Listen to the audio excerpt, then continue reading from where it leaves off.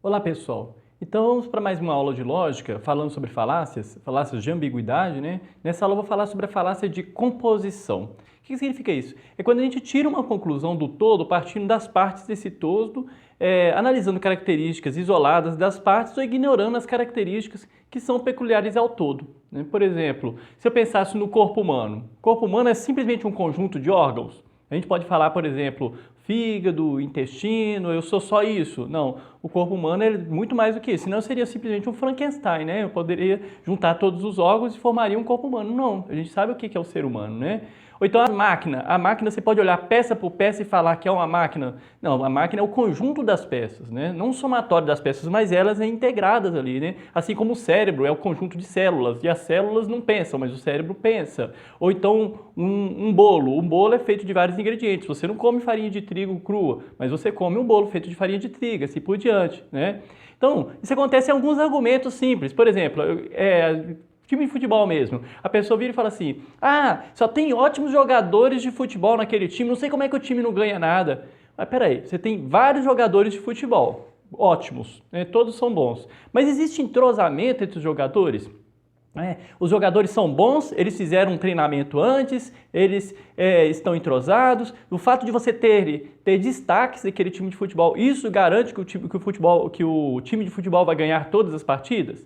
Pois é, então é exatamente isso. Você está transferindo para o todo uma característica que é de cada um deles. Da mesma forma, por exemplo, medicamento. Às vezes a pessoa toma um medicamento, não faz mal. Aí ela toma um outro, não faz mal. Aí ela pensa assim, não tem problema então eu misturar um com o outro não, porque eu já tomei um e já tomei o outro e nenhum dos dois fez mal. Não, se você tomar um determinado medicamento, ele pode inclusive reagir com um outro tipo de medicamento, né? Por isso que é aconselhável, inclusive, quando a gente vai consultar no médico, então, a gente fala, olha, eu estou tomando determinado medicamento, assim assado, estou tendo esse tipo de alimentação. Por quê? Porque o médico tem que analisar todas as circunstâncias para não haver um tipo de reação e o medicamento, às vezes, tiver uma interferência negativa no organismo, né? Eu também costumo usar muito exemplo do professor, né?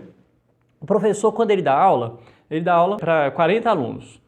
Então ele está ali numa sala com 40 alunos. Aí às vezes chega um pai e fala assim, mas estranho, o meu filho lá com o professor particular lá, ele está indo tão bem, ele está entendendo tudo, e aqui eu não entendo como é que ele não consegue acompanhar a turma. Pois é, aí olha, você está analisando uma pessoa isoladamente do todo. Por quê? Quando a gente dá aula particular, você está ali inteirado com aquele aluno, você está ali acompanhando em todas as dificuldades, igual você tem uma turma com 40 alunos. Você tem como acompanhar cada um deles, saber da dificuldade de cada um, e eles apontam as dificuldades para você? Muitas vezes não, às vezes eles vão na onda do coleguismo e assim por diante. Então, esse que é o problema dessa falácia. Muitas vezes as pessoas elas esquecem de reconhecer que tem características isoladas nas partes e que tem características que só estão presentes no todo.